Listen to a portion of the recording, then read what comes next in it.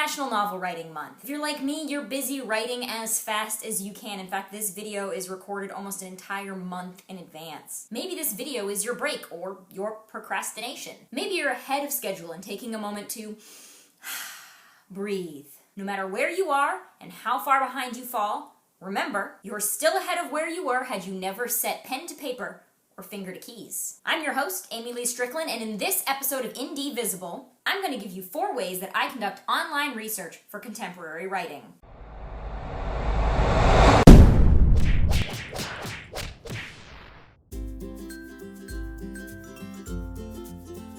I'm a plotter. I outline my work and fill up pages of notebooks with notes and pasted pictures before I ever write a single word. Even if you aren't a plotter and you're a pantser, having a rich database of pre-research information can help you power through that writer's block. In the name of research, I've mined article databases on the Victorian era in America, read countless books on classical mythology, highlighted thousands of pages of Lovecraft stories for vocabulary, and filled countless folders on my computer with images of faces, rooms, and clothing. I find that even if you're a pantser and not a plotter like me, the key to powering through writer's block is to prepare.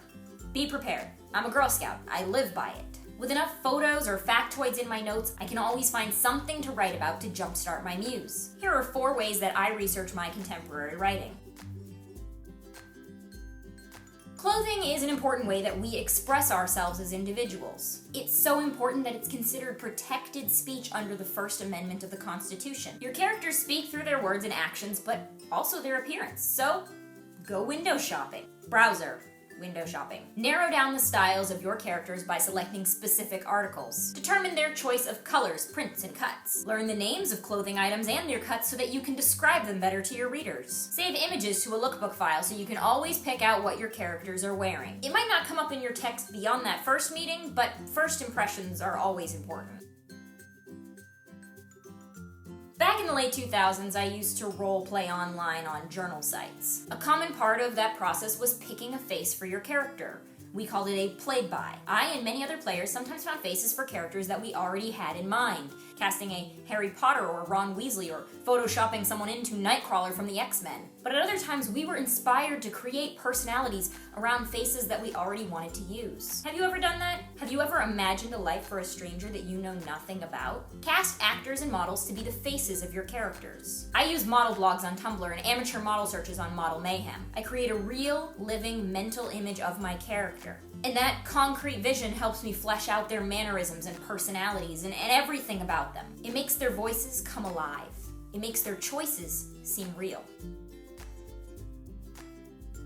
Music influences a lot of how we see the world. Can you imagine how different the worldview is of someone who listens to doom metal compared to a rabid fan of One Direction? Music also can be used to set a mood, and collecting a playlist of tonally appropriate songs can help get you into the headspace to write particular scenes. There's a funeral scene in one of the Olympia Heights novels that I heavily relied on music to keep me in the mood to write. Now, if you make playlists based solely on your own collections, you might find that has very limited tastes. I've made a Pandora station for each of the Olympians in the Olympia Heights series. Aries listens to Disturbed and Persephone likes Emily Autumn. Use Pandora or Spotify to reach outside your normal musical tastes. Having concrete tastes in music makes your characters seem more specific and real.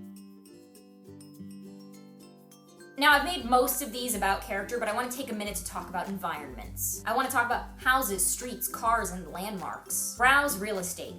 Get on Zillow. Learn the terms for styles of houses and the names of the architectural features. Cast a real home in your stories. It'll help you have a clear and consistent layout for the home when you're writing action, but it'll also help you make sure it's the right kind of architecture for the neighborhood, for that specific city or region. You can browse through home decor sites and get images of styles for your settings. It shows the personality of the character who lives there, and it gives you great detail for writing those descriptions. Is your novel set in a real place? Well, then get on Google Maps. Use Street View to understand how the city is laid out and what it looks like, especially if you're writing about a place that you haven't personally visited. Do your characters drive? Shop for cars so you know the interior and the cost. Your barista probably shouldn't be driving a Bentley unless there's a backstory reason for that. Do they visit a landmark? Browse people's vacation photos so you can see what that place actually looks like. Some museums actually have virtual walkthroughs available online so you can get the experience as if you were there in person. Google Maps has a bunch of them available. Check the links below. The 21st century is a great time to be a writer.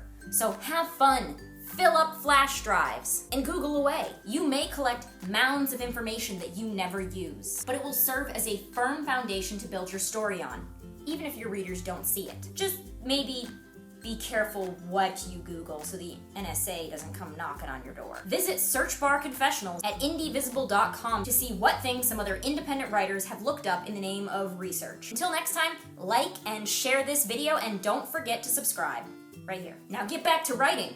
No excuses.